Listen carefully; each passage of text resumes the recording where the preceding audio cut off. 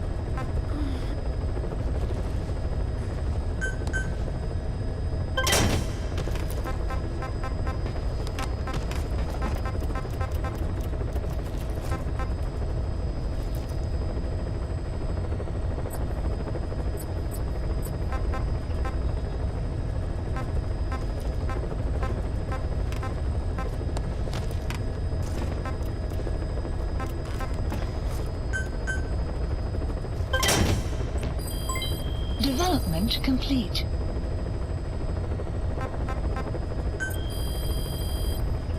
Please specify a project. Please specify a project.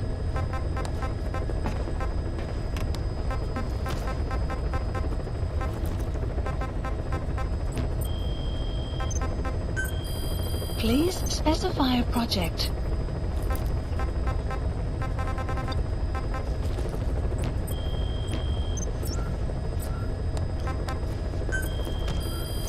Please select a mission.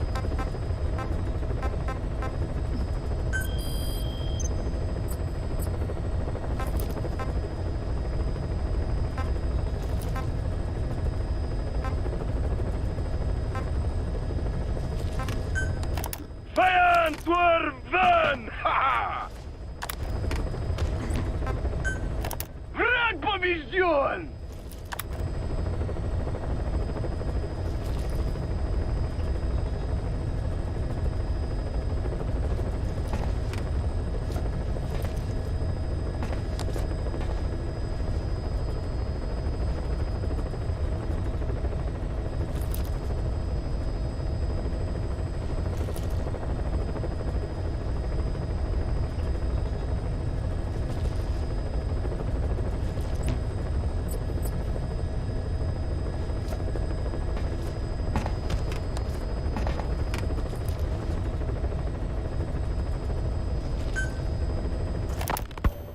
You were hospitalized in Dekelia, a British sovereign base area on Cyprus.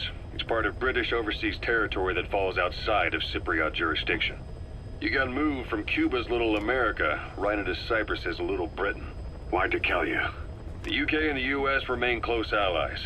The last place Cypher would think to look for you is inside their own system. That's what kept you safe in British military hospital for 9 years. The safest place from a whale is inside its own belly.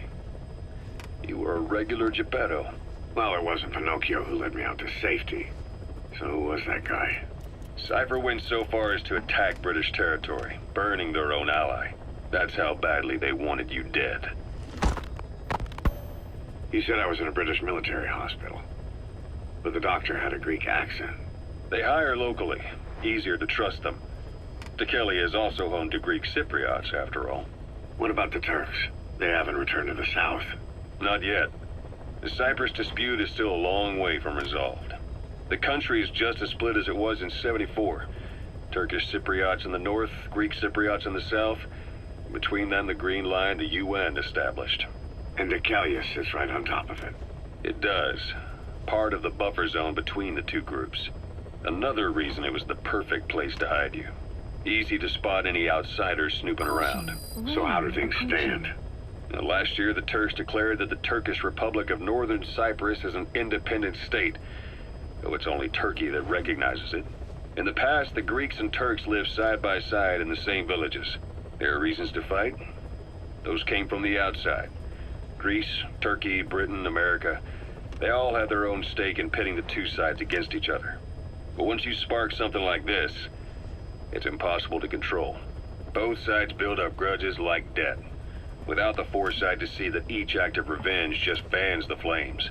And then it's too late for other nations to rush in with peace talks. The embers keep on smoldering.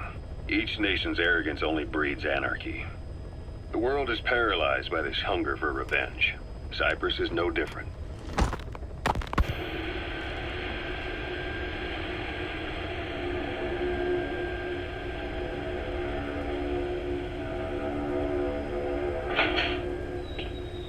You're up. We're changing ships? We can't go sailing the Suez in a whaler. The Suez Canal. When did they reopen it?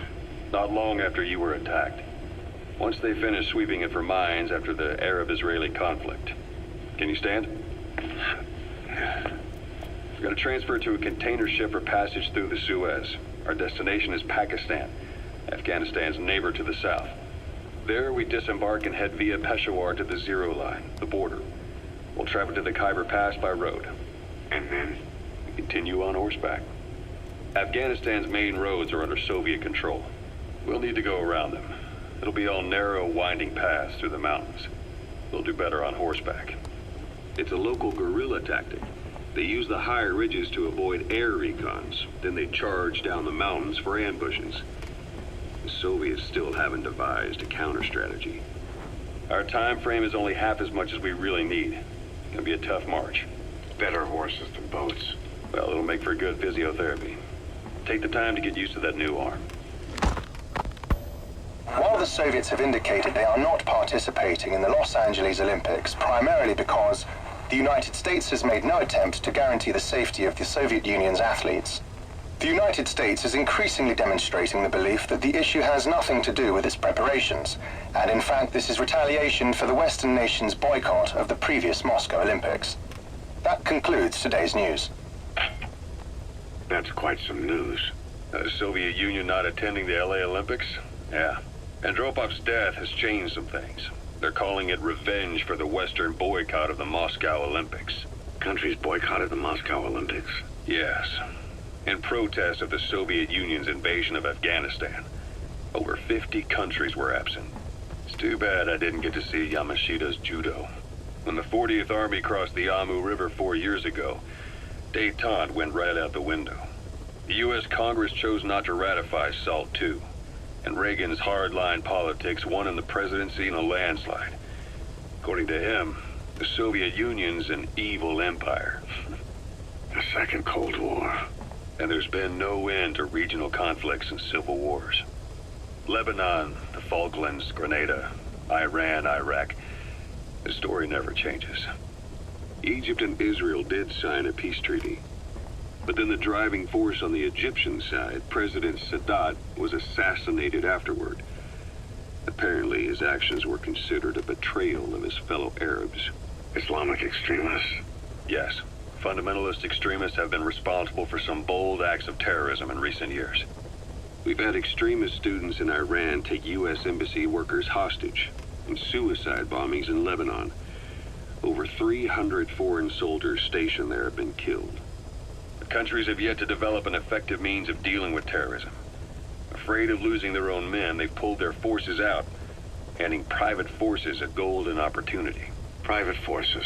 Small armies with no national affiliation, working for the highest bidder. That's right, they got the idea from you.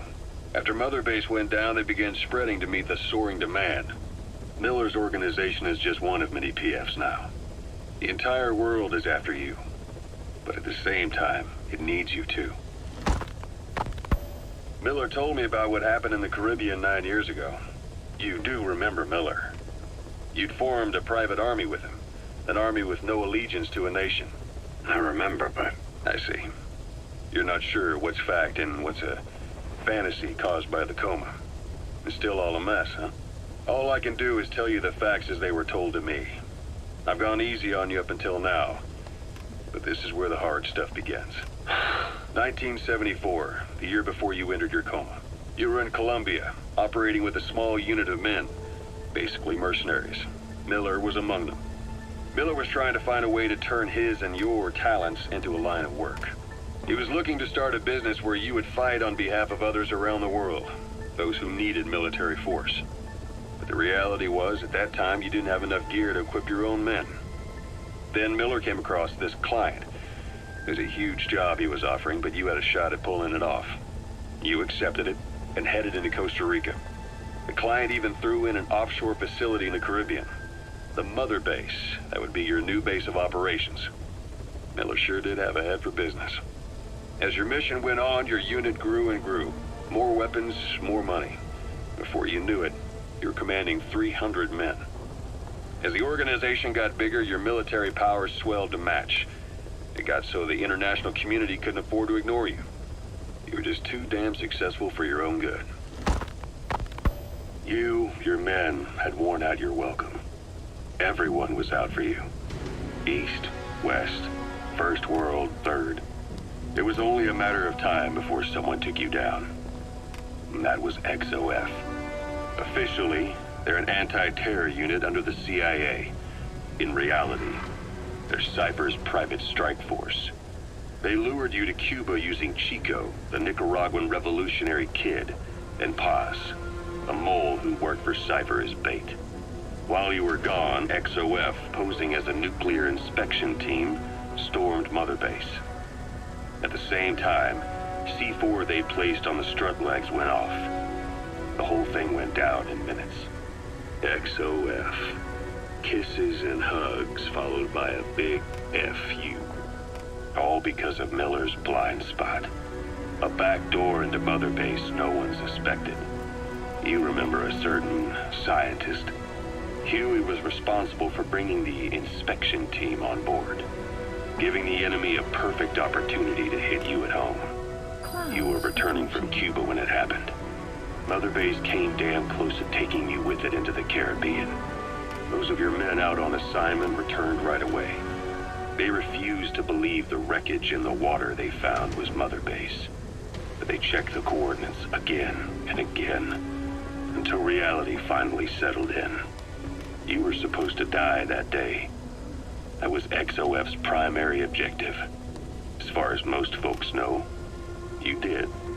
The first doctor to see you wasn't even sure what he was looking at. Before they'd even finished operating, your men moved you to that hospital in Cyprus. It was a woman named Eva who arranged that. Rings a bell, huh? Most men in your condition would have been written off right from the start. But you survived. You went straight down to hell, and they pulled you out. Your eye wide open. Full of venom. The days of naked Snake are long gone. Welcome back, Venom Snake. This world still needs you. Here, Snake, try this on. A prosthetic arm. Yeah, Miller was calling it the arm that wasn't there. The physiotherapy's going well. Your arm's bulked up enough for it to fit. There. Perfect. A little time with it, and it'll work better than the real thing. What do you think? Huh. I can still feel my real arm.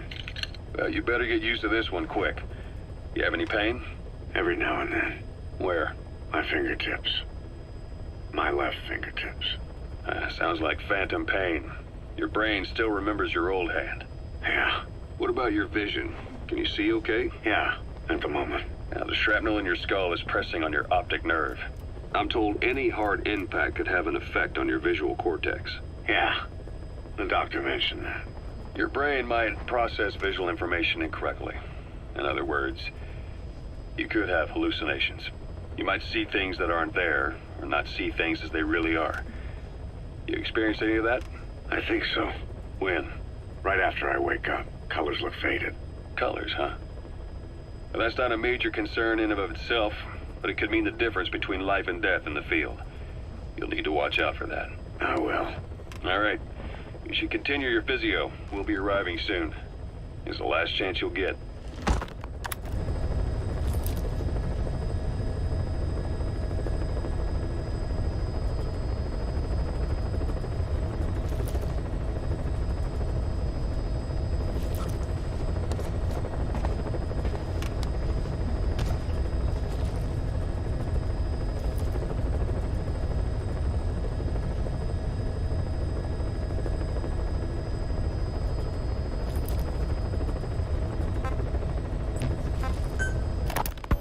Ocelot. I hear they started calling you Shalashaska in Afghanistan. What's that about? You know the term Sharashka? It's slang for a suspicious, hastily thrown together organization. The word became associated with a type of forced labor facility in the Soviet Gulag system. OKB scientists and engineers who'd been convicted of crimes were sent to a Sharashka for forced R&D. The Sharashkas were supervised by Lavrenti Beria of the NKVD, the secret police, under the official name 4th Special Department. Forced research? That's not very different from what we do here. Diamond Dogs is different. Everyone here believes in you. Regardless of where they came from or why they're here, they revere you. And they're fighting because it was their choice. And if it wasn't, they'd leave? Who knows? That's our reality here, whether it's real or not. If there's another truth, I don't want to know it. All that matters is that's the concept that's taken shape in their heads. The traces of a group ideology, our superstructure, to put it in Marxist terms. All right. Go on. Right. So anyway, At some point, the enemy started calling me Sharashka. This was after the war in Afghanistan broke out. While I was keeping an eye on you in that hospital, I was also heading up interrogations here. The men I broke gave up their comrades and families, everything they wanted to protect them most. No real cause for it. I just let myself get caught up in the old Russian pride. And suddenly I received the honor of becoming Special Interrogation Advisor to the forced labor camps. But the more men I interrogated, the more people saw me as just that, the interrogator. It helped cover my real objective of keeping you safe. You went that far for me? Far enough to keep you alive. I ended up being pretty well known among the Afghan guerrillas. Some of them would have seen me on the battlefield, and that's how I got the second half of the name. Shashka. It's a sword, a type of saber from the Caucasus. Russian dragoons and Cossacks carried them into battle.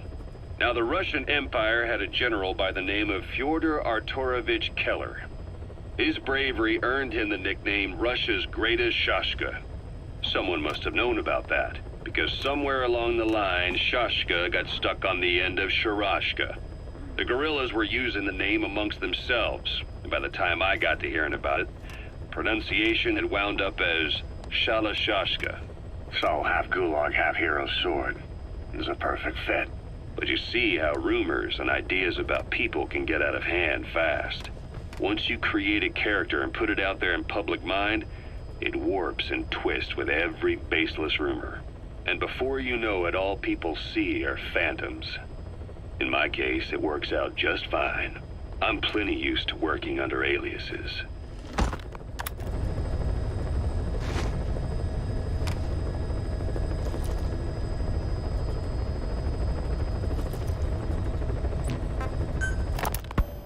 So SALT II still hasn't gone into effect. That treaty was drawn up to limit not just the size of the U.S. and Soviet Union's nuclear arsenals, but also their delivery systems. The whole deal. Just when we thought all those years of negotiations had paid off, somebody decides to invade Afghanistan. The timing couldn't have been worse. The president was in the middle of the SALT II talks back then. You mean while you were busy trying to stop Peace Walker? I heard. President Ford was meeting with the General Secretary in Vladivostok. In his absence, the political brass in America detected what they didn't realize was false nuclear launch data from Peace Walker. They were on the verge of ordering a retaliatory nuclear strike. Coleman's big idea? Humans are incapable of destroying themselves. Turns out he never knew what humans are capable of. If that AI, the boss, hadn't found a way to stop the fake data transmission, they probably would have gone ahead with the launch. Deterrence was revealed as the pipe dream it was. All thanks to you. And her. The U.S.-Soviet talks looked set to fall through. What happened in Nicaragua no doubt helped trigger a change of heart. But in the end... The time's to find the politics. When you've grabbed their tail, they turn and bite your hand. I first met you 20 years ago now. The place was Selenouyarsk in the Soviet Union. We were enemies. I was with the GRU. You were still fighting for America. 1964. Operation Snake Eater. Its objective? The assassination of the legendary soldier known as the Boss. When you returned home successful, they awarded you the title Big Boss. Your CO, Zero, sought to carry on the boss's will by covertly establishing his own organization. You knew the original members from Operation Snake Eater. From America, there was David O, or as he was to you, Major Zero. Donald Anderson, aka Sigint, Dr. Clark, who went by paramedic during the operation, and the fourth, you. From China, there was Eva, and me, Ocelot, from the Soviet Union. 6 in total. To us, government notions of friend and foe were meaningless. As were East and West, we joined forces by our will alone. Our objective was to fulfill the boss's dying wish, to make the world one. And to do it, Zero used the Philosopher's Legacy, the secret war fund you obtained during Operation Snake Eater. This organization would go on to become Cypher. I, on the other hand, was left with the problem. You only recovered half of the legacy. I had to locate the other half myself. When I found the funds, I passed them on to Zero, just as you wanted. I still trusted him in those days. We thought what he was doing was the boss's will, until he started that one project. Les enfants terribles, Zero called it. You parted ways, as did Eva, leaving only Anderson and Clark still with him. I maintained limited contact, although truth be told, we were just keeping tabs on one another. The reason was always you. After you returned to the Army and created Foxhound, you left America. For a time, even I'd lost track of you. I'd imagine Zero did too. You always were the best when it came to hide and seek. Zero created Cypher, an information network to tap into every corner of the globe. Woven together, Cypher's arteries make the world just one big organism. And that's not all. It also monitors the thorn in Zero's side. That's you, tracking your coordinates wherever you might go. The further you strayed from your roots, the larger Zero became. It's as if he was trying to close the gap between you. But before long, he disappeared from public life. Only a few people had direct contact with him. For a time, I was one of them. Then a year after you fell into your coma, he slipped out of sight entirely. Since then, nothing. No photos, no recordings, not even a reliable rumor as to his whereabouts. I tried every method I could think of, but Zero was gone. Freed of his control, his creation, his power continued to grow. Cypher is a great beast, and Zero was its spine. But even without him, it's endured, evolved. But now its body is rotting, riddled with parasites. Parasites like the ones who attacked you 9 years ago in the Caribbean, and then at the hospital. Cypher's Black Ops Unit, XOF. They learned where you were, and came to wipe the slate clean. Christmas Eve, 1979, the Soviet Union rolled into Afghanistan. Muslims had revolted against the Soviet-friendly regime established the year before. The DRA forces could no longer contain it themselves, so the Soviets went in to intervene. The Afghan government was powerless and fraught with infighting. They lost the hearts and minds of the people, and that alarmed the Soviet leadership. With the Islamic Revolution happening in Iran, the Soviets felt they had to act fast or risk the spread of Islamic revivalism. A superpower, sending a motorized rifle division against men on horseback with antique rifles. Everyone thought it'd be over in an instant, only it wasn't. Some Muslims made their fight a jihad, a holy war, and began a guerrilla campaign on all fronts. A war of attrition. These fighters call themselves Mujahideen. They're being supported by the West through Pakistan. That's why Miller was involved. He was training them near the Zero Line, sponsored by the CIA. The war has become a nightmare for the Soviet troops stationed here. They thought they'd be headed home in 6 months at the most. Then a year passed. 2 years. Now here we are 4 years on with no exit in sight. Afghanistan has become the Soviet Union's Vietnam. The Soviet troops on the ground want to go home, but at least they have homes to go back to. The Afghans have lost theirs. The Soviets destroy the kishlaks, villages, wherever they can. They burn down homes and fields, fill in wells, turn pastures into minefields. It's created a mass of refugees who fled to Pakistan. If the Mujahideen are fish swimming around the villages, the Soviets will go so far as to dry out their ocean.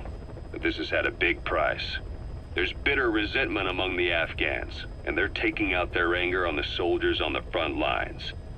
Among the Mujahideen are the Pashtun people. They're fiercely devoted to their code of Badal, or revenge. Soviets they've captured have had their hands, feet, and noses cut off before being left to die at the side of the road, just to show their comrades what they're capable of. Friendlies who come across them can do nothing but put them out of their misery. Then they burn down another village in retaliation. And the cycle of vengeance goes on. This war, the Kremlin never expected to have this much trouble against the Mujahideen. Afghanistan is a tribal society. Tradition demands that its people stand up to any outsiders who set foot on their land. With the honor of their people at stake, they have everything to fight for. No matter how hard the Soviets hit them, they continue to appear out of nowhere, striking back, then vanishing again.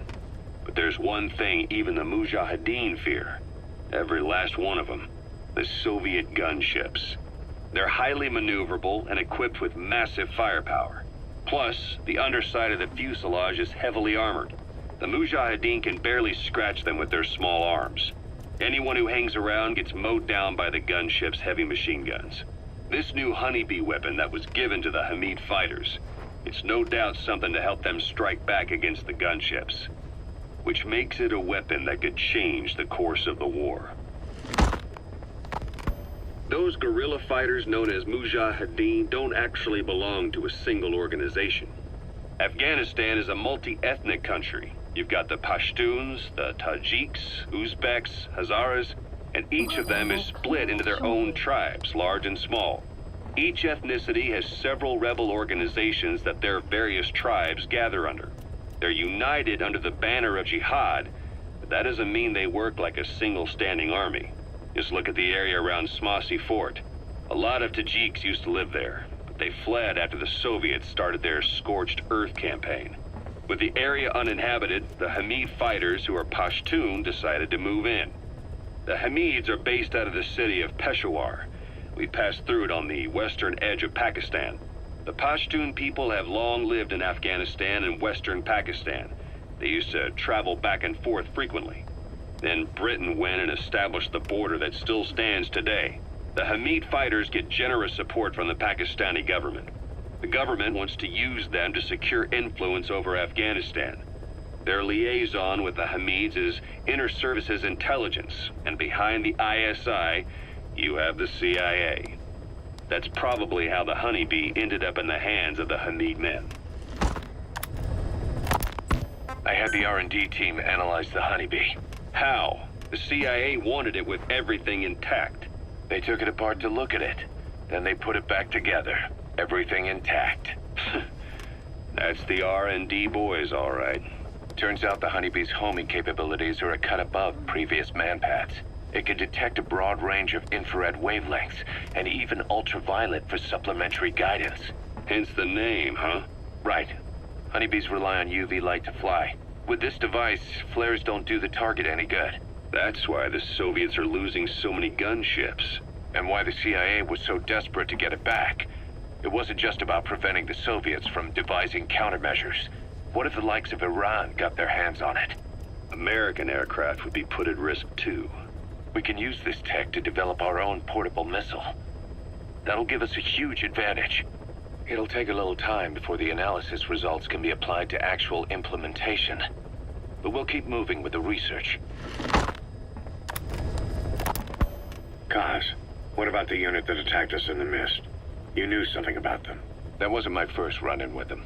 It happened right before I was captured by the Soviets. We were on the zero line that day. The Afghan side. On our way back from training the Mujahideen at a mountain camp in Kunar province. There's a lot of that work in Afghanistan. Most PFs shy away from it because it draws too much attention. But for us, that was the whole point. The job itself went great.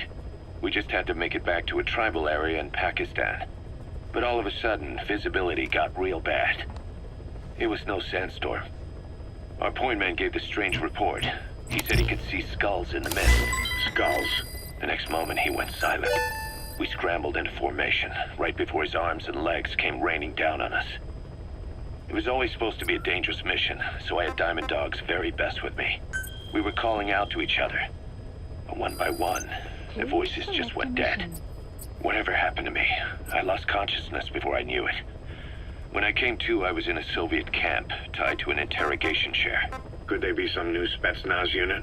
No. The ones that interrogated me were just the average rank and file. Whatever group attacked us, the way they moved was just insane. And that mist, appearing out of nowhere. The Soviets don't have tech like that. If they did, Ocelot would have heard about it. I doubt the West does either. Otherwise, the folks at Langley would be sleeping a lot easier. Dispatched. Why'd they come after you? Wish I knew. I'm the only one who survived. Though I don't think they planned it that way. If I was their target, they wouldn't have just handed me over to the 40th Army. Whatever the case, we need to watch our step until we know who they really are. And boss, if you ever do run into them again, don't try to take them on. You just get the hell out of there. When I first started dealing with Zero, with Cypher, it was a somewhat parasitic relationship. Though, a mutually beneficial one. Cypher had no army of their own, so they wanted us. They wanted our strength. They approached me as a potential business partner. But they had other motives. Cypher coaxed us into Central America, into that US-Soviet proxy war, to fuel Mother Base's growth. Once we were big enough, they'd force us to join them. That was the plan. That's why they had Paz still Zeke. Right. And if we refused, she would use Zeke to fire a nuke from Mother Base. The world would consider us a liability, and countries would unite to destroy us. We stopped the launch. And yet they still took us down. Through that fake inspection they orchestrated to cover up their sabotage. That power Cypher wanted. We don't have it anymore. So why are they still after you? Is it just the fear of leaving you alive? I don't know. Was Zero really... All I know is the man I knew wouldn't want this. What do you mean? We have to consider that it might not be Zero we're dealing with. We know virtually nothing about Cypher anymore. How big they've gotten, what they want, or even who they really are. Development complete. The new Mother Base started out as a test drilling rig operated by a mineral resources supplier, but their project fell through. The Seychelles government was happy to hand the place over to us. It was just scrap on stilts. So with a few dummy construction companies set up as fronts, we started renovating the half-finished rig. From the outside, it looked like the project was back on rails. Kaz, you... What? I see what you're doing. Recreating the Mother Base we had 9 years ago. Only this time. That's right. The Mother Base Cypher thought they destroyed will return from the grave to kill them. We'll prove to the world that we were the victors. And if we lose again? They can't fool us the same way twice. Now our enemies are in plain sight. And when our organization gets too big, we split it across companies. Any company that draws attention gets liquidated, and its capital is back-channeled into a new company. Most PFs are small-time operations anyway. And in this business, the minnows go bankrupt all the time. We've never aroused suspicion. Plus, we have Hewick.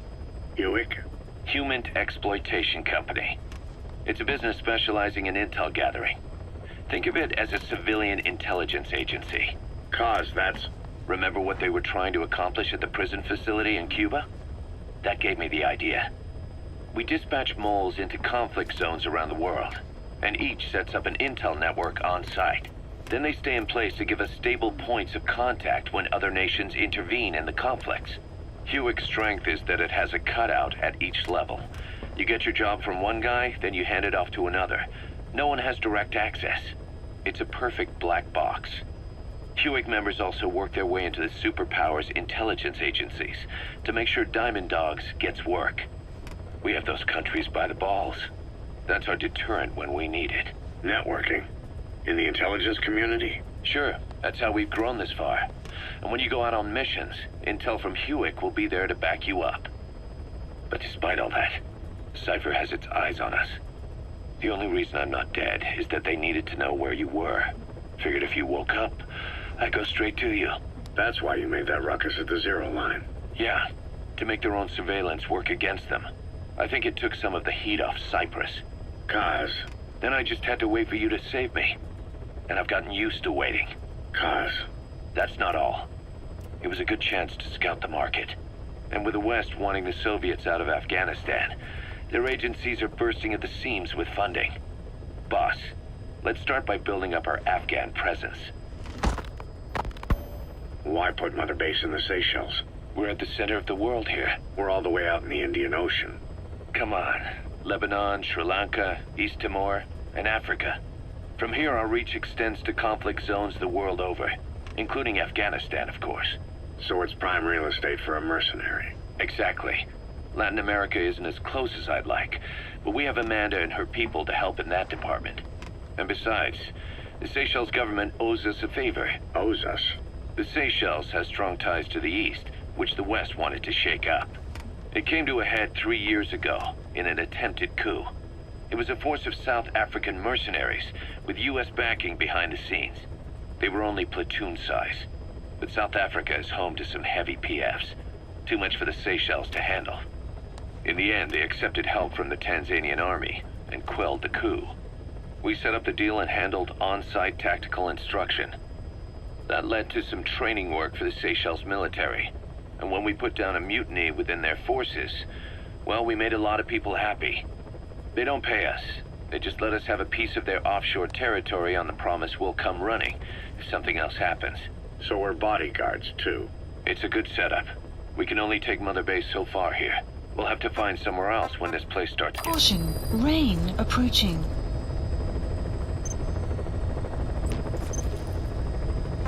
Big. We'll have to find... It's a good setup. We can only take Mother Base. So we're bodyguards, too. And when we put down a mutiny within their forces, well, we made a lot of people happy. They don't pay us. They just let us have a piece of their offshore territory on the promise we'll come running if something else happens. So we're Something else happens. Something else happens. Something else happens. So we're bodyguards, too. It's a good setup. We can only take Mother Base so far here. We'll have to find somewhere else when this place starts getting big. Aren't you being a little hasty? Nothing hasty about it. You're back with us now. So, Kaz, the ship that took us from Cyprus, it used to be a whaler. Yeah, a Japanese vessel. How was the voyage? It was... stimulating. Well, she was part of a whaling fleet up until a few years ago. Her displacement isn't anything to write home about, but she can really move. She still had plenty of life left in her, but then the work dried up. Global opposition to whaling has been mounting for years. Is that right? The push to ban it has been gaining traction for a little over a decade. Individual species came under protection as the years went on. And then 2 years ago, the IWC adopted a moratorium on commercial whaling. Several countries, including Japan, fought it to the bitter end. But eventually, most whaling companies had no choice but to throw in the towel. You ever tried whale snake? Can't say that I have. When I was a kid in Japan, practically everybody ate it. That good, huh? The country was poor in those days, and whale was cheap. International opinions changed since then. In any case, that's why we were able to get a bargain price on the ship. Of course, we did end up spending 5 times the purchase price in modifications. We had to really work to fit in all the ESM and communications gear while keeping the whaler look intact. Right now, she's going around conducting SIGINT missions. In the future, we plan to use her as a communications relay base between you and Mother Base, and also as a chopper resupply vessel. Diamond dogs. The word diamond originally comes from the Greek adamas. It means indomitable, unyielding. Other words for the stones often mean eternal bond, fortitude, or purity. The same is true of the Star of Bethlehem flowers you laid on the boss's grave. They represent innocence, as well as chastity, yielding to no man while maintaining one's virtue. In other words, staying loyal to something.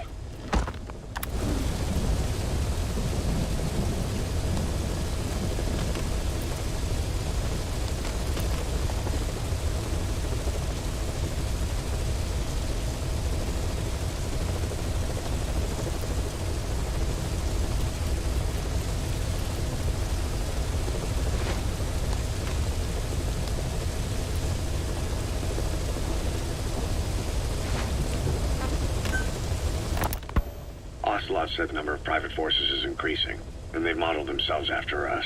They're a far cry from the likes of us. But why?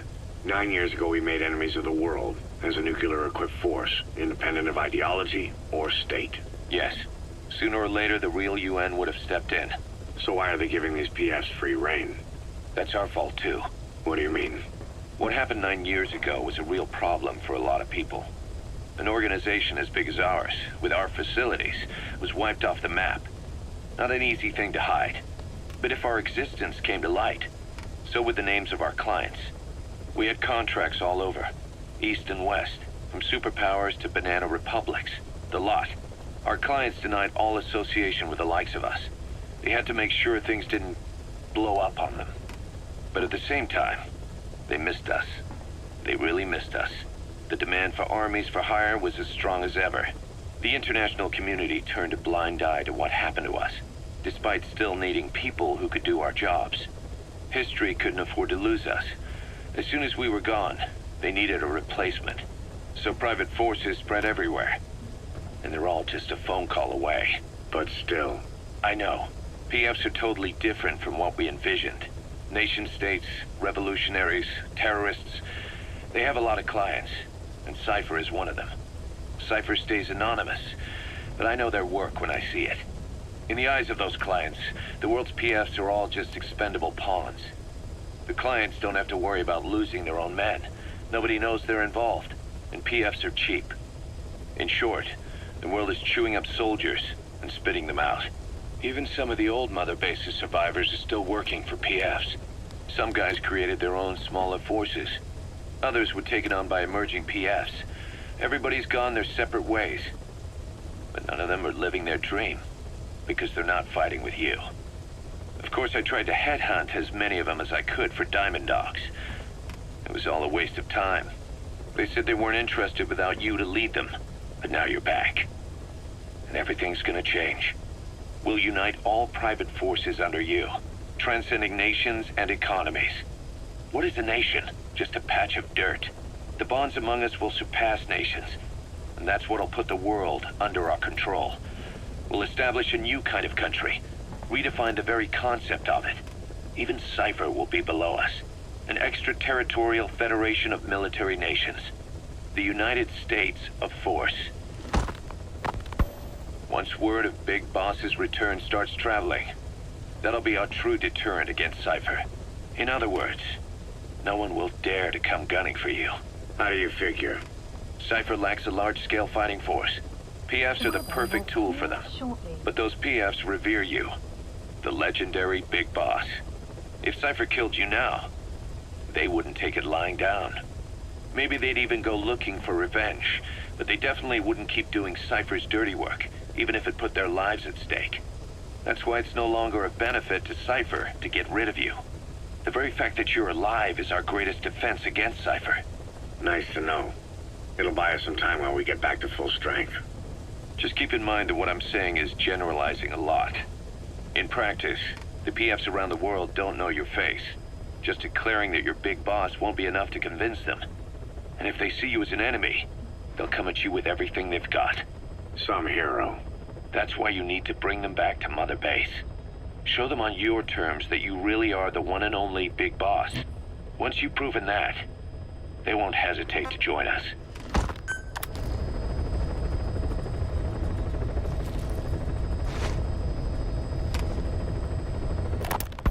We were lucky to get our hands on that cyborg arm developer. There's no one in Diamond Dogs who could so much as maintain that. We were lucky to get our hands on that cyborg arm developer. There's no one in Diamond Dogs who can so much as maintain that thing. Bionic arm, not cyborg, if you go by what he calls it. But you're right, the East is light years ahead in bionics. They can even detect through the skin the slight electrical signals from the brain that order muscles to move. And the Soviet Union completed their first bionic arm capable of doing that back in the 60s. Although I guess that news didn't really reach the West. No kidding. Zadornov's was the only one I ever saw. Quite a shock to see it for the first time. And it was no mean feat to get hold of Snake's arm. I couldn't get one for you at the time, but you know, now... Forget it. I've no intention of relying on bionics. Right now I need to keep the pain fresh in my mind. Well, it's your decision. But don't you find it... inconvenient? Not a bit. But the phantom pain... it never lets up. Do you know how many men I saw die that day? There's nothing we can do to bring them back. And you expect me to care about getting a measly arm and leg back? Sorry. But my pain belongs to all our dead comrades. I'll keep living with it for their sake. It'll guide me straight and true until I've gotten them the vengeance they deserve.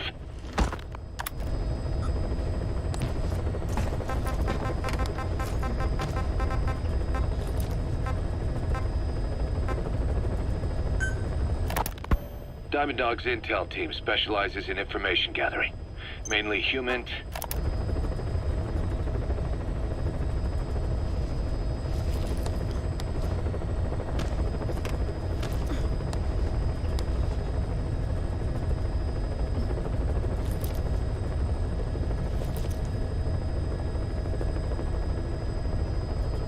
SIGINT. They plant scouts and moles in the field. These operatives will blend into the local populace and work under the guise of a resident, or disguise themselves as travelers and ask around for information. They observe targets using various hidden bugs, cameras, and transmitters, and by tapping their satellite and phone communications. Analyzing all this information creates a clear picture of how wars and the PFs fighting them are changing. This data can also be used for threat assessment when deciding whether to accept contracts from certain clients. And during missions, the intel team keeps track of target locations and produces FOM predictions, reporting mission-critical information based on real-time remote observation of changes in the AO. What you hear from us over the radio is based on how we interpret the data gathered at the command platform. However, intel team operatives go unarmed in almost all situations to avoid revealing themselves to the enemy. Some will carry a knife, but most have nothing at all. As such, don't expect them to help you take on heavily armed adversaries like PF soldiers. Think of them as entirely passive in the hot zone. Plus, they use all manner of techniques to remain inconspicuous in the field. If you ever spot one, you'll have some serious explaining to do. So remember, their specialty is espionage. They may not be of use in a firefight, but when it comes to intel, they're pros.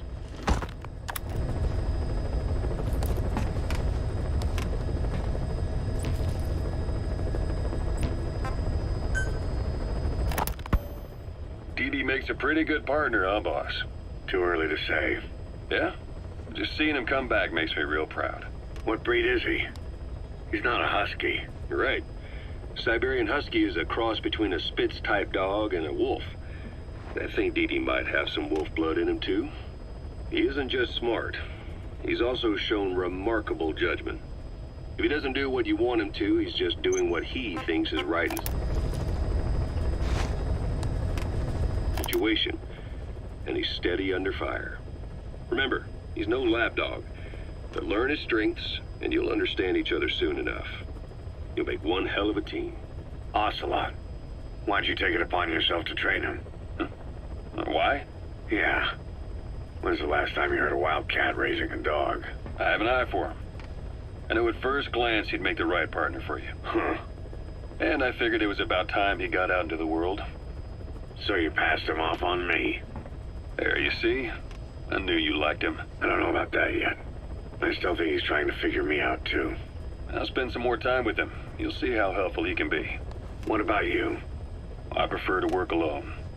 Ocelots don't hunt in packs. Yeah, something like that. Anyway, I'm glad you like him. DD's really taking to you, too. And to going on your walks. Don't be shy about taking him with you in the future. I'll think about it.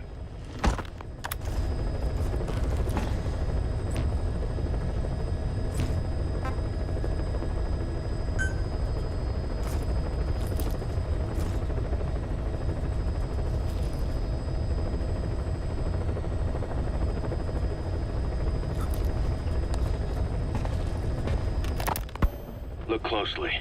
Those are the symptoms of the infection on Mother Base. The blisters on the body were full of tiny worms. Parasite larvae, most likely. But we couldn't find any adults.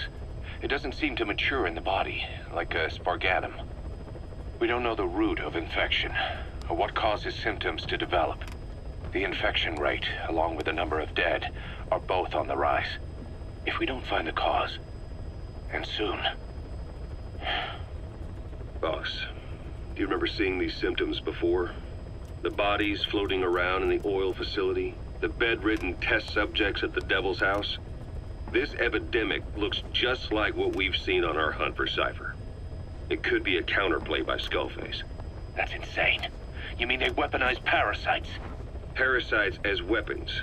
That definitely falls under the Biological Weapons Convention, but it's something the world would never see coming. And no one's ever developed a vaccine for parasites. So this is the weapon of mass destruction Cypher was working on in Africa? It may be. But if it is, how did the Yellow Cake and Walker Gears fit in? There must be something bigger we're not seeing. Anyway, our priority now is to prevent more casualties. The medical team is studying the infection, but we can't treat anyone until we know the root cause. All we can do right now is halt the spread of infection.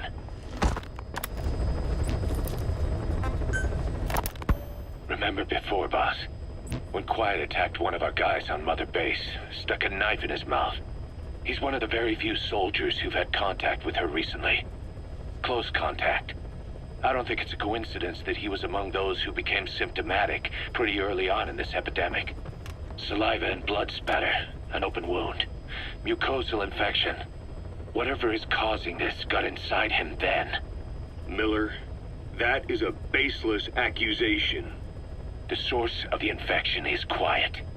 Everyone suspects her. We don't know that. And we've come across these symptoms before. The bodies in the water at the oil field facility, those sick people in the beds at the Devil's House. They're identical to what we've seen while we've been after Cypher. The infection could have come from elsewhere. But at the very least, she does know something. It's not like she's gonna talk. No, not through words anyway. But what about her actions? Quiet held a knife to that soldier back then, before he became symptomatic. There must have been a reason for that. A reason for shoving a knife down the throat of one of our men. What if she's capable of identifying who's infected? What if she was trying to stop the infection but couldn't communicate that to us? The answer to that, the source of the infection, might be in the mouths of the infected. You think there's some kind of clue in their mouths? I don't know. But maybe there's something about the mouths of those who become symptomatic, something in common. Something their mouths have in common. Forget it. We can't trust her. Even if she can spot the infected, I don't want her help. I understand how you feel. But this is something to go on. Can't you see it's just like I said? Bringing her here was a big mistake. Quiet is gonna be the end of us. Stand down. You've got zero proof. Try to keep an open mind on this, boss. There has to be a way to identify who's infected.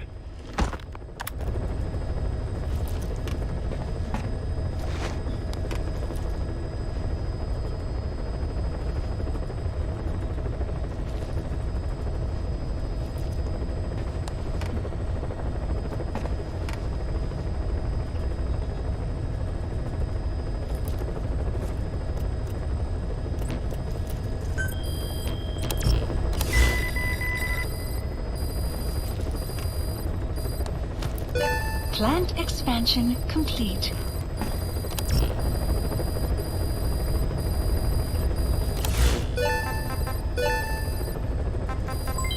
Development project has been added. Please select a mission.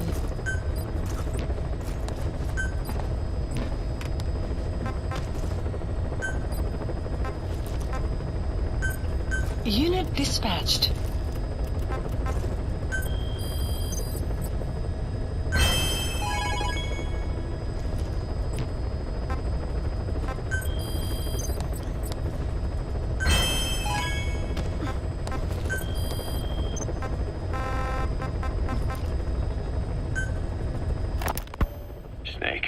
Remember Amanda?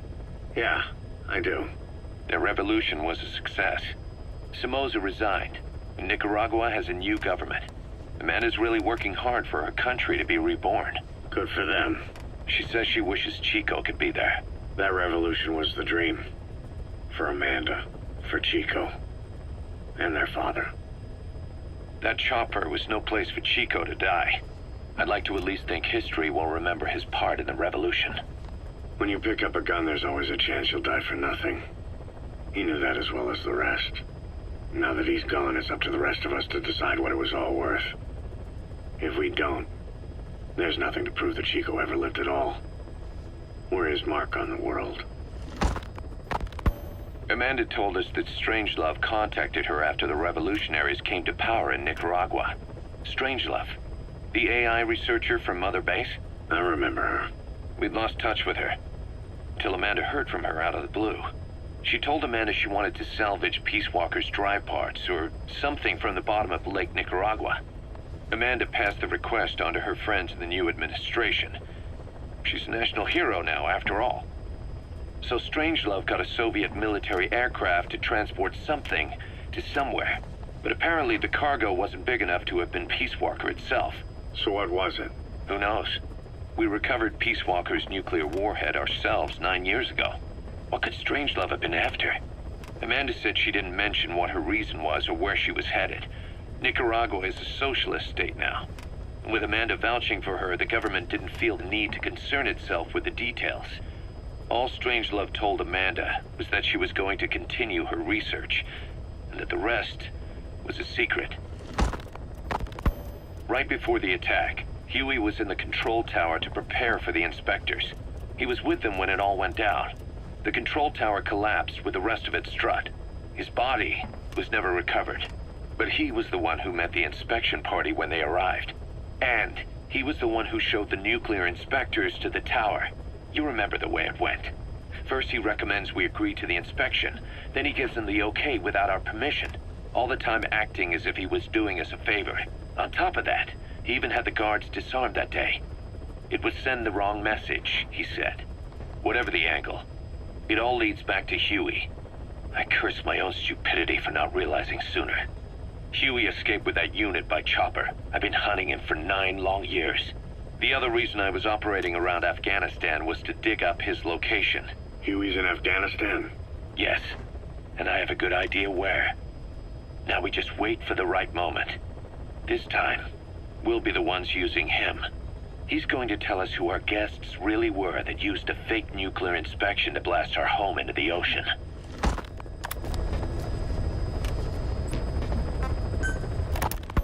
A sniper known as Quiet is lurking in the Afghan wilderness. This Quiet has performed a string of hits on Soviet officers. The attacks always occur in the same area, but sweeps of the area turn up no traces whatsoever. They've even posted guards, but they never spot a thing. And then before you know it, another body's lying on the ground. You ever heard of someone who operates like that? No matter how still and silent a person tries to be, they always create some kind of ripple. Be it breathing, a heartbeat, eating, excreting, body temperature, sweat. If this sniper can really vanish completely, that's just not human. I guess Quiet is the right name. But what is Quiet's objective? The local guerrillas wouldn't use this kind of tactic. I just can't see them hiring some superhuman mercenary. And the Soviet officers who've been killed, well, they were all opposed to or skeptical of the secret weapons development being conducted in the area. Sure, they were a problem for those supporting it, but the Soviets have nothing to gain by killing them. So we have an assassin with superhuman combat skills who isn't working for the guerrillas or the Soviets. Miller has a theory that this sniper is a hitman for Cypher. He thinks it's time we silence Quiet for good. But I'm against the lethal treatment. I say we bring the sniper back alive and break that silence. Because even if this Quiet doesn't say a word, there's still plenty we can learn. Just remember this, boss. If our hunch is right, you'll be on this sniper's hit list too. If things seem a little too quiet when you're in the field, watch out. Quiet's out there somewhere. And if possible, this is one sniper I want back here breathing. When Quiet first came here, she demonstrated her marksmanship against that enemy fighter plane. It showed she was much more than your everyday crack shot. Hitting a moving target from 600 meters is a challenge, but it's possible with the right training and equipment. But shooting down that missile, that's a world apart from taking out a soldier on patrol. The chopper and the missile were in motion, meaning different vectors at high velocity in three-dimensional space, and she shot an unguided bullet that had to fight air resistance and gravity. All that while the chopper was taking evasive maneuvers. Some of the best target leading I've ever known. She has a superhuman sense of spatial awareness. You put her in a fighter jet, and she'd be an ace right off the bat. Hell, your judgment was top class too. Realizing she could take out that pilot, that's quick thinking. You and Quiet could make a hell of a team. You'd be damn near unstoppable. Quiet is still in her cell. Only a few staff are authorized to go near her. She hasn't tried anything funny, but that's what bothers me most. In particular? What does she have to gain by coming to Mother Base? I first thought she was under orders from Cypher to take you out. She didn't manage it in Afghanistan, so round 2 happens here. So I lighten the guard. And that lock on her door is a joke. You gave her an opening. And? Well, she hasn't killed you yet. And I hate to say it, but she's had plenty of chances. You made me the bait. Poisonous bait. What better? Anyway, she didn't bite. Quiet is keeping her silence. So I'm left with no idea again what she's doing here. We tried communicating with her through writing. That didn't work either. Whether she's illiterate, dyslexic, or just plain stubborn, she won't cooperate. I just don't get it. If she tried to contact the outside, it'd be picked up by our counterintelligence net, but it's clean. There's no sign she's had contact with the staff, the base facilities, nothing. She's almost got the men wanting her to try something, just to find out what she's up to. And she's in there putting on the failed soldier look, all downcast eyes and defeated sighs. But she doesn't kill herself. She can't be trying to leave Cypher and surrender to us. So what's the verdict? This may sound optimistic, but here's how I see it. Quiet came here to fulfill some objective. To kill you, maybe to destroy Diamond Dogs. Whatever it was, before she could do it, something changed her mind. Yes. When I look at her, I sense hesitation. You think she'd betray Cypher? Can't say for sure. I prefer the ones that talk. Anyway, we'll keep her under watch. And we're also looking into those special abilities of hers. You'll be the first to know if something comes up. Why not look in on her yourself once in a while? Right.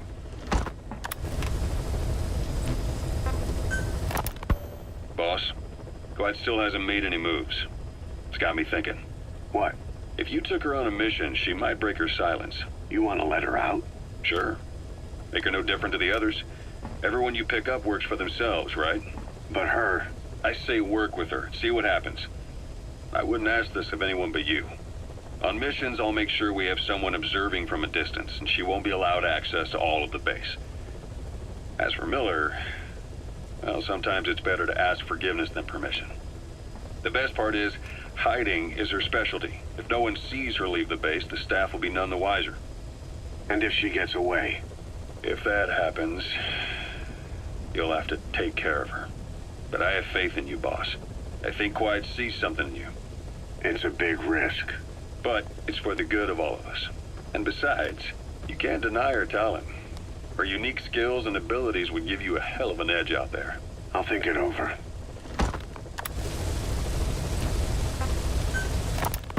How long are we gonna keep that woman here?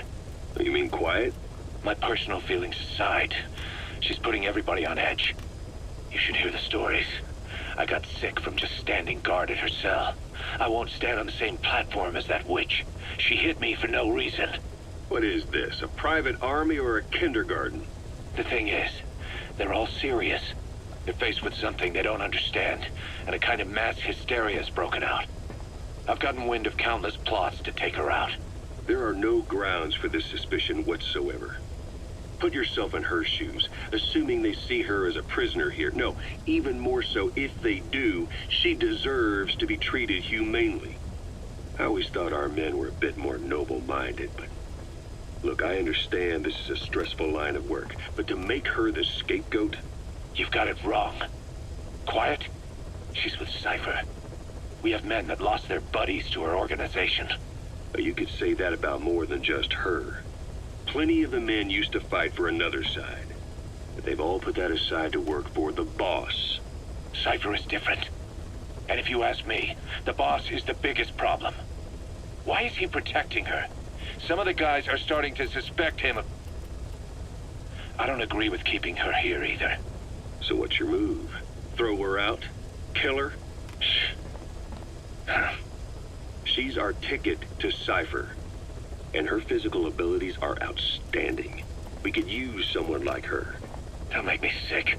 Her marksmanship, speed, stealth capabilities for a start. Then, there are the other things we've learned. Quiet appears to be able to use both eyes as master eyes simultaneously.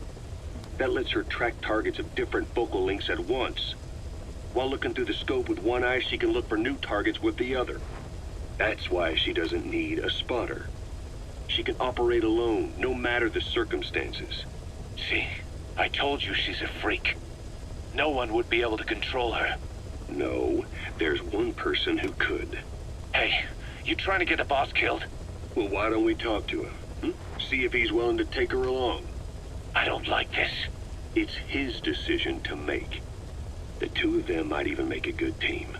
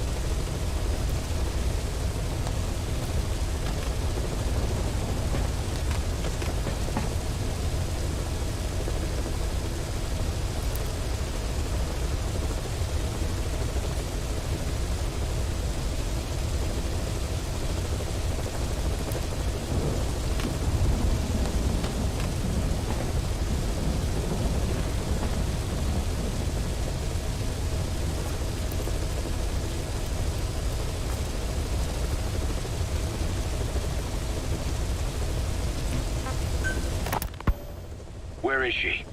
You mean Quiet? In her cell, of course. Why did you send her out with the boss on that mission? She proved herself well enough, didn't she? The boss sure knows talent when he sees it. That woman will never be one of us. She's targeting him. Don't forget, we do owe her one. What's that supposed to mean? Remember what happened when she first got here? She shot down the aircraft Cypher sent after us. Not only that, she hit the cockpit. Who else could have done that? We're talking about a fighter jet traveling at Mach speed. What's your point? She hadn't been there. The boss's chopper would be at the bottom of the ocean right now. Or it would have been followed right back to Mother Base. So let's say she does have some elaborate scheme in the works. If you want to catch her in the act, all we can do is sit back and wait. On the other hand, if she swears allegiance to the boss like our other Fulton recruits, he couldn't ask for a better partner. She's got you fooled. I have eyes on her. If she tries anything, she'll regret it. We lose nothing either way.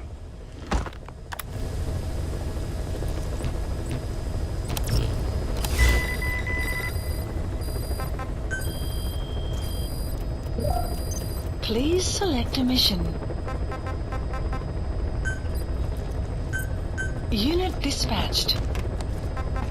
Please select a landing zone.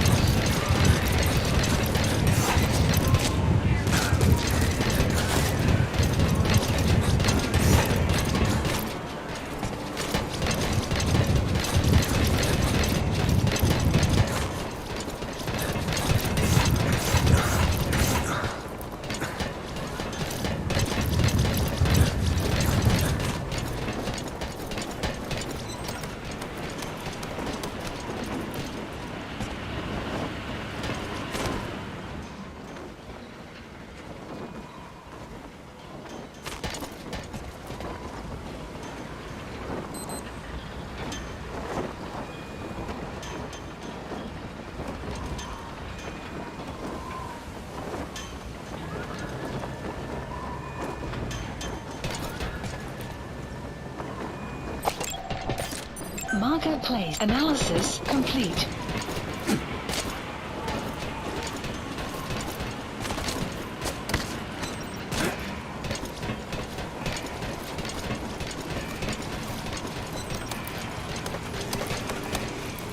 You have arrived at your destination.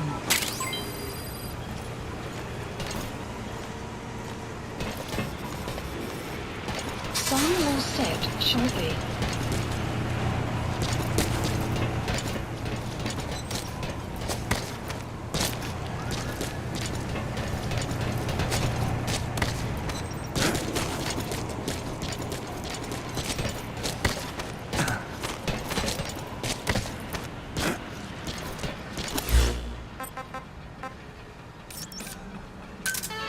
Roger.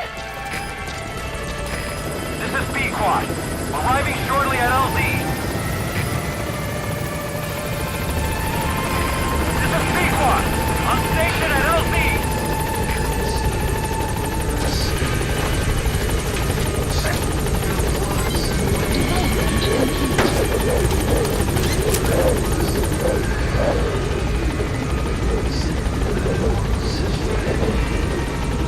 Gaining altitude.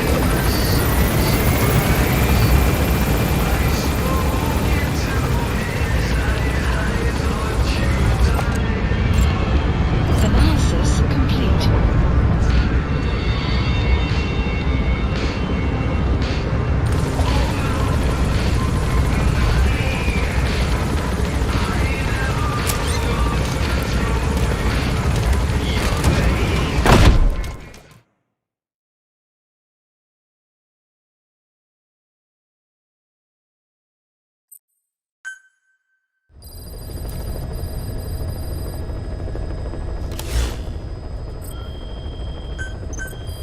Please specify a project. Please specify a project.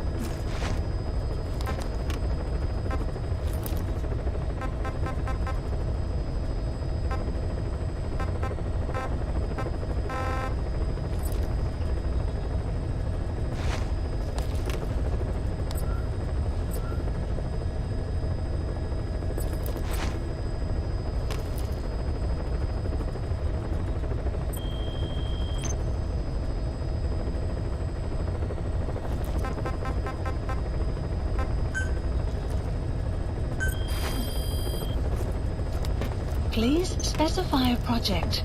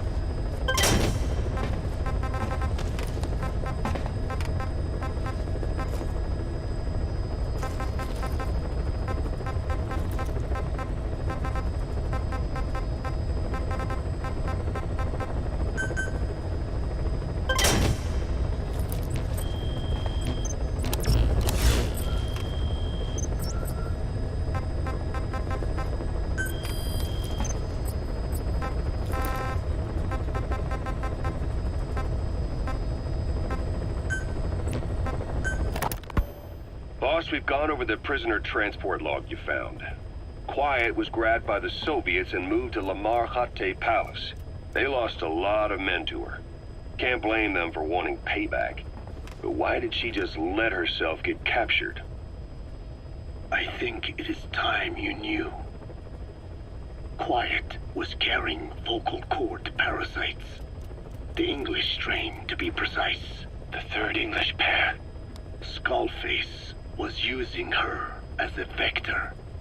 An ace in the hole if his assassination plan failed. I knew it. But Quiet chose not to speak. She told me the situation in Diné, Navajo, the only language to which the parasites do not react. If you found out, she could not remain among you. And yet, she refused the Wolbachia treatment. Why? Because part of her still wanted revenge against you. Revenge against the boss? In order to stay here, she took a vow of eternal silence. But then, that sudden mutation showed this was not enough. As long as the parasites were inside her, she could not predict what might happen. And that's why she took off? Sacrificing herself to make sure the English strain died with her? Maybe. Or maybe she only wants to infect the world. Whatever her plan, we can't let her go free. The vocal cord parasites are the last of Skullface's legacy. It's up to us to erase it. Boss, the targets are Quiet and the English strain she's carrying. Your objective is to extract her. But if worst comes to worst, she may have to be eliminated. Both her and the parasites. We don't know for sure what Quiet's up to, but we need to secure her ASAP. She's being held at Lamar Khatte Palace. Make your way there.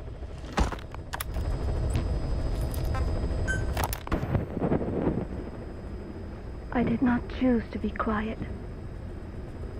I wanted to express my feelings to you. If only we shared a common tongue.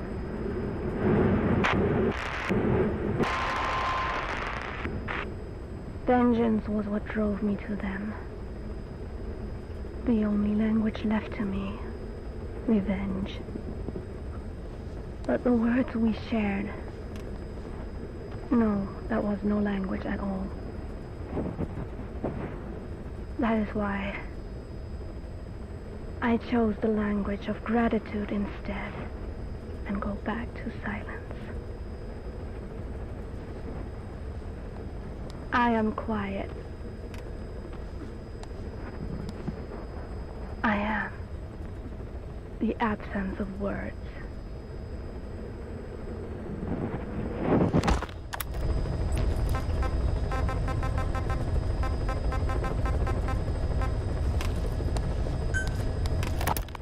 It wasn't just Cypher.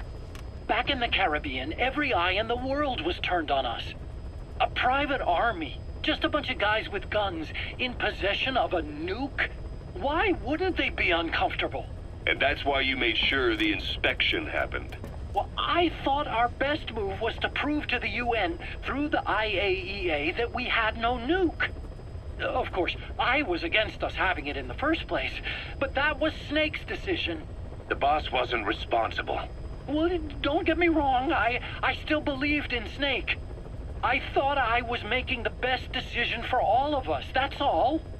I figured we should get a third party to exonerate us before proof of the nuke did get out. And who better to do that than an organization with international authority? So the truth is, you took it upon yourself to agree to an inspection arranged by the UN. Only the inspection was a ruse, and Cypher's strike force, XOF, showed up instead. I had no idea that would happen. Enough bullshit! Oh, sure, like I could have known. You know, I was just trying to prove our innocence to the world. What's wrong with that? We're not interested in the excuses you thought up. The truth is objective. Just see it from my point of view. You led XOF to the control tower. They seized it, giving them complete control over the base.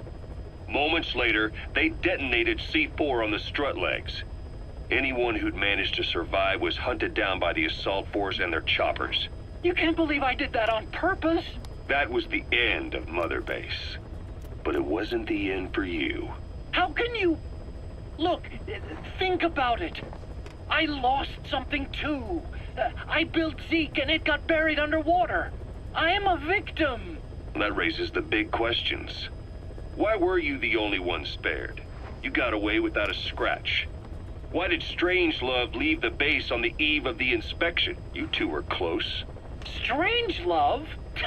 And how did you manage to build something that surpasses Zeke in every way? Because you did everything they told you. You're the only one who didn't lose a thing. That is the truth. I was taken away against my will. Skullface forced me to do his research these past 9 years. He used me. I lost 9 years. 9 years? We all lost 9 years. It wasn't just you. I suppose blaming me makes you feel better, does it? But who's gonna give me back all the time I lost? You're not getting anything back. You're not a victim here, Emmerich. You're the perpetrator. I didn't know anything. Nobody can back that up. Yeah, all the evidence is at the bottom of the ocean. You know the hardest man to break? The type who's fooling himself. That takes time. It's easier to live a convenient lie than a painful truth. Is that the piece you've chosen, Doc? I'm not lying. Of course. Just let me check one or two things. On that day, you were in the control tower with them. Lucky you. That's how you got out unscathed. And you escaped on one of their choppers. Only you, right before the base went under. They had me blindfolded the whole time. I've never been so scared. The whole flight, I thought they'd kill me. But thinking of you kept me going. My comrades, all the way. And? There was a plane journey, then we traveled by road. When they finally took off the blindfold, I was in kind of a warehouse, on the floor. Afghanistan, it was that research lab. I couldn't believe they'd taken me halfway around the world. And soon enough, he came. Skullface. He's the one who's really behind that Mother Base attack. He forced me into that research. What kind of research? He told me to build a bipedal walking tank for the Soviet Union. Like Peace Walker. A system that could fire an ICBM-class nuclear weapon. That's how the Sahelanthropus project got started. Sahelanthropus. Those AI weapons I'd made in Costa Rica were like toys by comparison. A whole world apart from reptilian four-legged crawling and that ridiculous hunched-over bipedal waddling. My design evolved. To the dawn of mankind. Sahelanthropus, the first steps towards humanity. An upright bipedal weapon system. Originally, Sahelanthropus was going to be a manned weapons platform. I designed a cockpit in its head, and I planned to fill it with water as a buffering agent. Like how Paz modified Zeke for human control. Don't compare me to some amateur. I designed it for human control. Like how Paz modified Zeke for human control.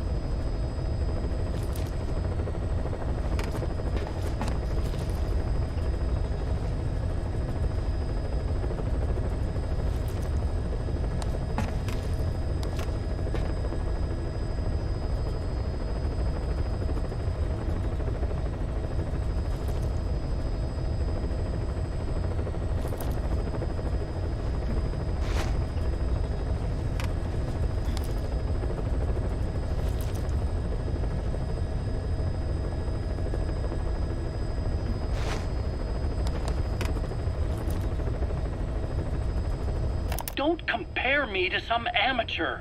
I designed it for human control from the beginning. The problem was miniaturizing the posture control AI. You remember the reptile pod? The AI that controlled your unmanned weapons. Attaching it externally makes it vulnerable, so this time I wanted it beneath the armor. Meaning I had to make the AI smaller. I got it down to less than 1/10 the size without any loss in computation speed. But it was still too big for the cockpit. There wasn't enough room for the pilot. If I made the head bigger, its body would have to be bigger to support it. Too big to be practical. In the end, human piloting was taken off the table. I tested a remote control system too, but there was the time lag and I wasn't satisfied with its precision either. Plus, it would be useless if the enemy jammed it. So next, I went back to trying an AI-only system. To do that, I had the AI pods recovered from Nicaragua. This was a hybrid AI, a combination of Peace Walker's reptile and mammal pods. The only AIs that had ever successfully operated an unmanned nuclear weapons system. Really? You'd need some help to get that working. Expert help. Did you work with someone?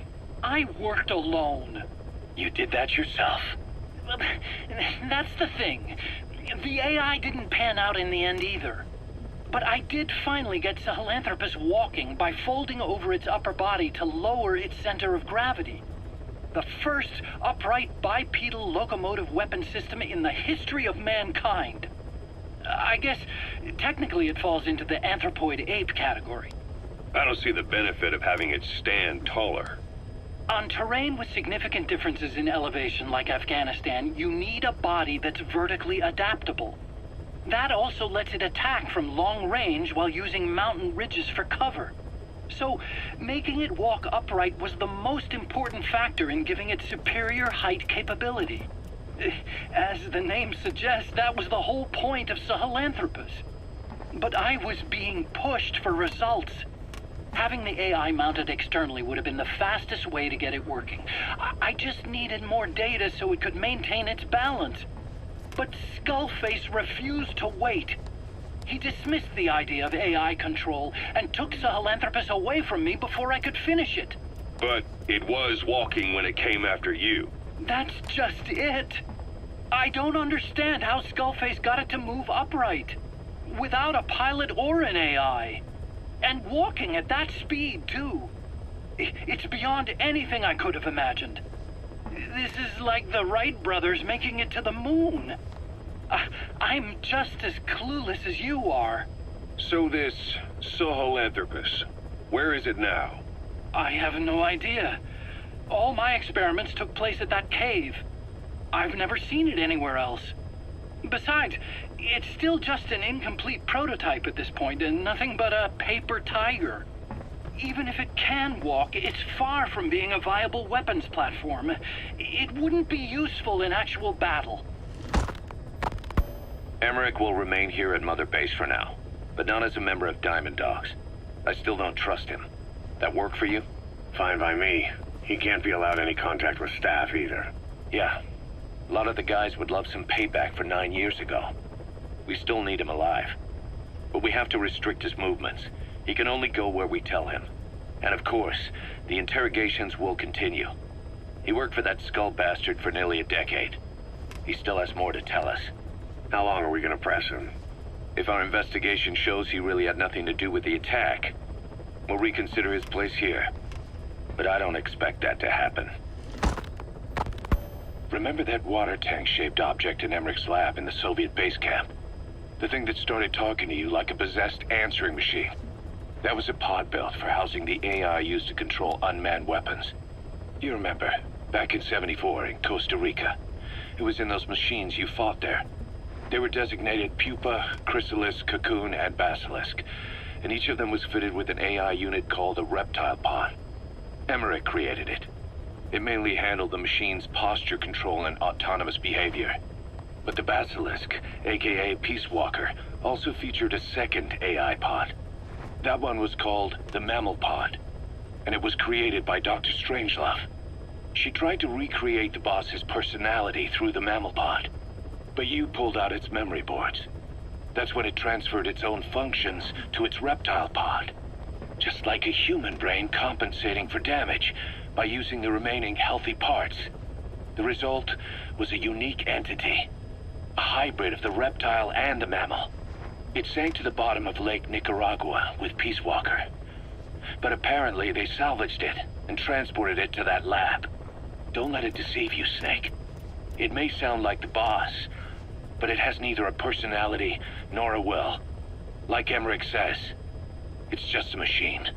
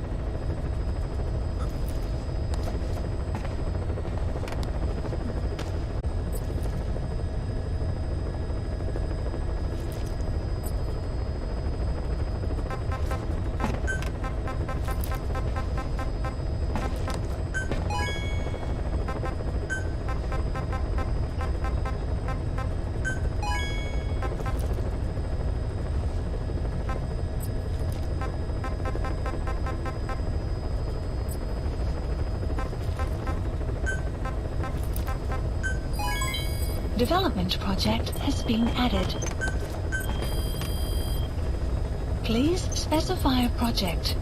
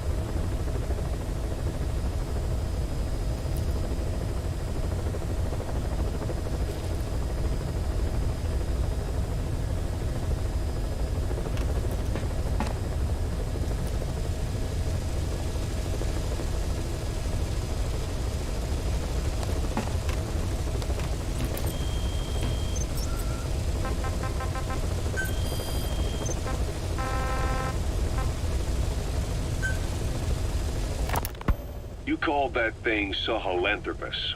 Where does the name come from? Well, several years ago, an excavation team discovered a hominid skull in the Sahel region. Central Africa. The Southern Sahara. Cypher gave the specimen the...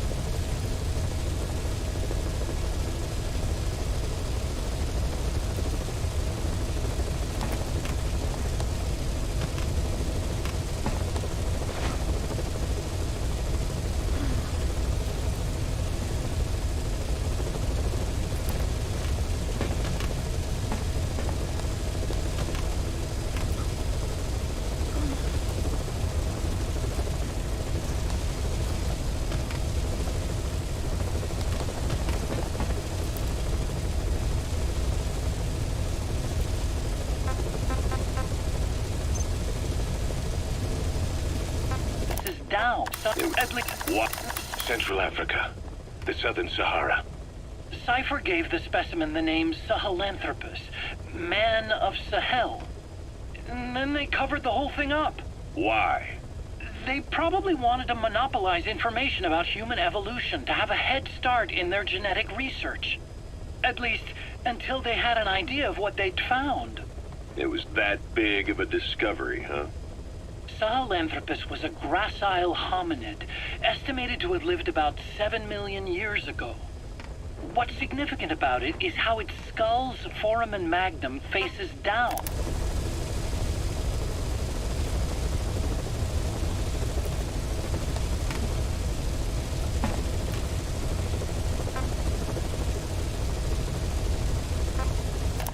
In other words, Cypher gave the specimen the name Sahelanthropus, man of Sahel. and then they covered the whole thing up. Why? They probably wanted to monopolize information about human evolution to have a head start in their genetic research. At least, until they had an idea of what they'd found. It was that big of a discovery, huh? Sahelanthropus was a gracile hominid, estimated to have lived about 7 million years ago. What's significant about it is its skull's foramen magnum faces down. In other words, its spine